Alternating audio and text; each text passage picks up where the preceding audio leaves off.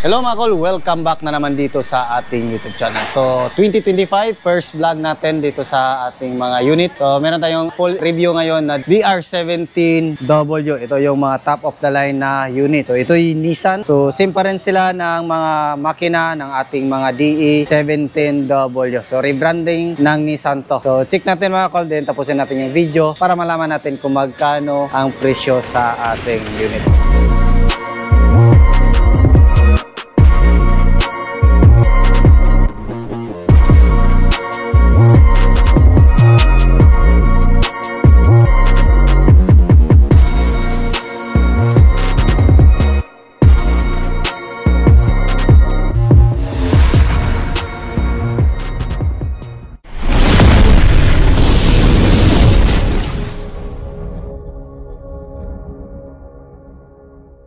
So makita natin dito, yung ating kulay ng ating unit is black and green. Ayan, so naka 3 layer po siya mga kol. Ito yung ating high beam, low beam, dim park light at saka yung ating signal light. Then meron siyang chrome dito sa ating hood, naka Nissan emblem. Then dito meron siyang original na fog lamp. Yan po yung original fog lamp ng DR17W. So nilagyan din natin dito na auxiliary lamp. Ayan, so meron siyang steel bumper dito sa ating harapan. So fully tinted po yung unit natin. Makita natin high roof po yung ating unit. So kadalasan nito is high roof, merong mga low roof pero bihira lang. Makita din natin dito sa itaas, meron siyang full carrier. Customized natin to. So proud na gawang surplus TV or dudong laagan yung carrier natin dyan. Then makita natin dito, meron tayong side mirror with lights. Ayan, so original nito kasi single power slide is walang light. So nilagyan natin bisa request ng ating customer. So ayan, makita natin dito, naka 15 inches brand new mags and brand new tire. So yan po yung muggles natin. Kinulayan din natin yung ating disc brake. Disc brake po yung harap nito mga kol, din coil spring. Yan, so fully undercoat po yung mga unit natin. Ayan, so dito naman sa gilid, ito yung side view ng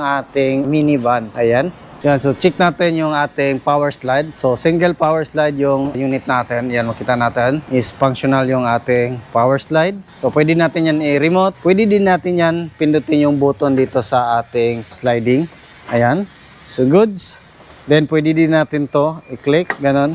So yan po yung kagandahan sa mga 17W kasi marami siyang option. Yan, dito makita natin coil spring lift up to ng 2 inches kasi yan yung gusto ng ating client. Yan, fully undercut. Then solid bakal po yung ginamit natin sa lift up natin. Brake drum yung likuran natin. Heavy PMS po yung unit natin. So dito naman makita natin meron tayong spoiler. Ito yung spoiler natin. So original po yan sa mga 17W. So meron siyang spoiler. Then meron tayong nilagay dito na premium ladder. Yan po yung ladder natin. So dito makita natin meron tayong Nissan emblem NB100 Clipper Rio. So yan po yung tawag sa mga Nissan na minivan. NB100 Clipper Rio kung 17W. Then Clipper naman pag ordinary van or yung mga 17V. So dito makita natin yan po yung taillight ng ating mga 17W. Pahaba po siya. Then makita natin ito yung ating reverse light. Then yung ating signal light. Then nilagyan din natin ng plate holder para hindi mabend yung ating plaka. Then meron tayong dashcam na camera. Then makita natin meron tayong reverse camera sa ating stereo. So makita din natin dito is meron tayong steel step board dito sa likuran natin. Yan. So yan yung kagandahan nito kasi pwede natin ito pindutin para mag-central lock yung ating unit. Yan, ganun din sa harap. Pakita natin yan mamaya. Yan o, open. Yan, makita natin dito. Yan, so naka-VIP po yung ceiling natin. Then meron siyang third set. Then naka-brand new po yung ating matting. Basta 17W yung nilalagay natin ngayon is naka-deep dish mat. Yan, napaganda ng deep dish mat mga kol. Yun. Then dito, naka-plastic cover. Same sa mga 17W or DA17W. So same specs lang sila. Meron siyang mga extra lagayan dito. Then meron din dito sa gilid. Ayan. So yung upuan natin sa likod, pwede natin gawing storage box. Ayan. So multi-purpose po yung upuan natin. Dito naman tayo sa loob. Ayan. Open natin. Then dito, basta 17W, naka-plastic na yan. Then meron siyang lagayan dito na jack, tie range, at saka riser dito sa gilid mga kol. Yun. Then yung kagandahan is naka-captain seat. Yan po yung captain seat ng ating minivan. Yan, pwede natin yan i-recline kung gusto natin. Pwede din natin yan i-move forward kung gustuhin natin. Ayan. So yan yung kagandahan. Then foldable din to mga kol. Pwede natin i-fold para magkaroon tayo ng mas malaking spasyo. Ayan. So ano natin? So lain lang natin dito. Kita natin yan. Para magkaroon tayo ng malaking spasyo. Hilahin natin dito. Ayan. So, multi-purpose po yung mga ganitong minivan. Kita natin kung gaano siya kasulit.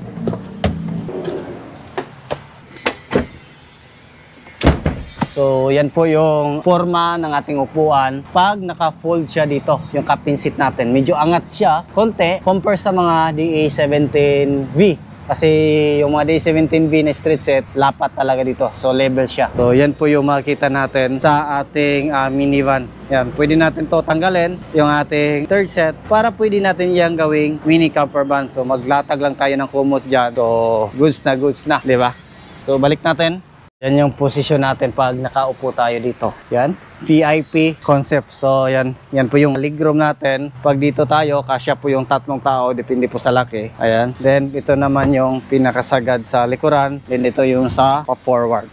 Diba? So, yan, ganda ng deep dish mat natin dito. Yan. So, dito tayo sa harap. Yan, all power siya mga kol. Yan. So, yan yung kagandahan sa mga DE17W kasi marami siyang cup holder. Meron din dito sa gilid sa ating sliding door. Then, meron din dito sa dashboard. Then, yan, makita natin. Meron din dyan. Ayan. So, yan po yung kagandahan sa mga DE17W na mga variant. So, push start. So, yung mga ganito is naka-push start. So, yan. Turn on natin yung natin. Angat natin. Ayan. So, yung mileage natin ngayon is 77,850. Yung unit natin is all-wheel drive po ito. So, yan po yung steering wheel natin. Original. Naka-Nissan emblem. Ito, hindi na namin ito pinapagana. Yung dito na side. Ito is yung radar brake support. Functional. Pwede natin yan i-off dito. Yung pwestong natin. Ayan. So, makita natin naka-off. Ayan. Then, makita natin, naka 9 inches Android touchscreen stereo with reverse camera. Meron siyang dashcam. Yan po yung dashcam natin. Full screen. Ayan. So, dito, hazard switch. Then, meron din tayong fog lamp switch dito. Yan po yung fog lamp switch natin. Din dito, single power slide, push on slide, fog lamp switch, sliding door, long press lang natin. Goods. Gana yung sliding door natin. Diba? So, all power sa power window natin dito. Yan. So, left and right, goods, functional. Sa likuran, yan, function din sa kabilang side. Then, meron din tayong mini fan dito. So, nilagyan ng mini fan. Yan, goods, functional. Function po yung mini fan natin. So, dito meron tayong mga sun visor, left and right, kompleto. Dito, door, good. Meron siyang extra lagayan dito sa itaas. So, yun no. So, napakangas kasi naka-push start. Dito, naka-digital po yung aircon natin. Ito yung sa blower. Kung gusto natin, ito sa thermostat. Then, ito naman sa blower. Kung gusto natin na malakas yung hangin. Din dito, overdrive switch, goods, functional, hazard switch, glove box. Then, meron tayong extra lagayan dito. Yun. Meron din dito. Then, meron din dito. So, yan yung kagandahan sa mga 17W. So, naka-brand new na po yung mating natin. Deep dish mat, gamit natin. Parking brake pedal. Yan. Accelerator pedal. Then, yung ating brake pedal. So, yan yung makikita natin dito sa ating harap. Yan, napakaganda. So, check natin dito sa makina natin. Yan.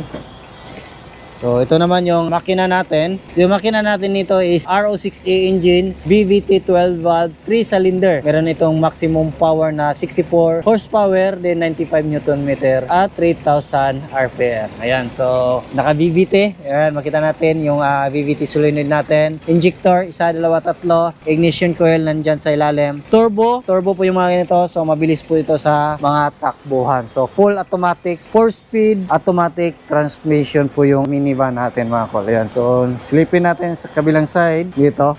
Ayan. So, dito makita natin yung ating gas tank opener. Ayan. Yan po yung gas tank natin. Diyan makikita natin yung chassis number at saka dito yung chassis number talaga ng minivan natin.